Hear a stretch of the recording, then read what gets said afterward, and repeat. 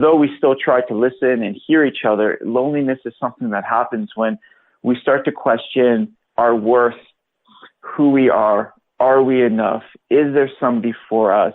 And it's starting to question a lot of the values that we actually have in society and values that we have within us as a human. So, for example, even recently, my partner, because of this quarantine, I can't see her. She feels extremely lonely. And then she starts questioning the relationship and who we are. Is this going to work? And I know it's nothing about me. And what she's trying to do is she's trying to just put a name on what it is to rationalize it. But sometimes the best thing about loneliness is to accept that, one, I do feel lonely. Two, what is my definition of loneliness? Three, what are the feelings that are coming out from this loneliness? And four, what is it that I want in this situation? Because if you don't name it, you can't tame it. In the sense that if you don't really understand what it is that's giving you loneliness and breaking it down, it will take its time to break you down and make you feel like, oh, I'm lonely because of X, Y, and Z, where that can actually be the furthest from the truth. So I believe that there's somebody out there for other people. And loneliness, you could even feel lonely in a group because it's most people, I know myself growing up, I tried so hard to fit in, and fitting in took out so much energy from me. And at the end of the day, I just felt depleted. Versus when I became an adult, I just try to find people that I belong to, where I feel like I belong to. I feel like there's a family, there's a sense of purpose where I feel recharged out of it. They said, all right, Aaron, get up and read. And I'm like, okay. And I would look at the book and I would read, and my teacher and all the classmates would laugh at me because they're like, my teacher's like, stop trying to be a class clown. Stop messing around. And I'm like, I don't understand what anybody's saying. And all my classmates are laughing. So I'm like, and I'm laughing. I'm like, what's going on? I would look at a page and the words were not, they were different. My mind would create additional words that weren't there and it would change sentences. I had no idea growing up that I actually had dyslexia. So I can definitely resonate and I can feel what you're saying. I actually thought that this, I didn't understand it, or nor could I grasp it. So if all the teachers are calling me stupid and all the kids are laughing at me, then, by default, I must be a class clown.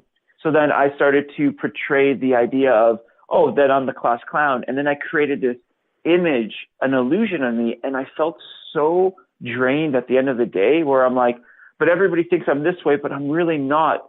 It's like, but what happens so when you speak about dyslexia and you speak about these things, I fully resonate with it. And it's something that I had no idea I had only until I went to college. And my teacher, I wrote a report and she looked at it and she goes, Aaron, you have dyslexia. And I'm like, I don't understand. What is that? Because I had no idea what it was. And she's like, you know what? She's like, you've gone this far in life with it. She goes, it doesn't matter. She goes, just know that you have a gift and you're doing something well. And I'm like, okay. And then I went online and I researched, and it's just like, all these other great individuals in life have had dyslexia. So I started to see it as we are blessed with the gift to look at things in a way that other people can't, which allows us to do things that other people can't as well. Sounds good. I really appreciate your time and effort. And before I go, just for everybody listening, just please understand that no matter what, that you're not alone, and that there's so many people out there. There's so many channels. There's so many things that you can do to get in hold of other individuals, and know that what you're going through, I promise you, so many other people are going through. And now is the time with social media that you can find this, because there is so much positive on there. So please understand that we're here for you.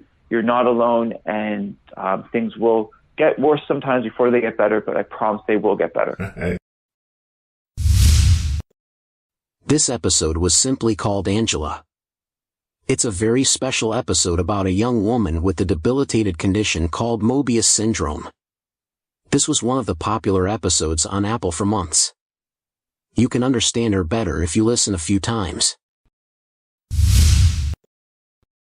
Tonight's episode is going to be a little bit different.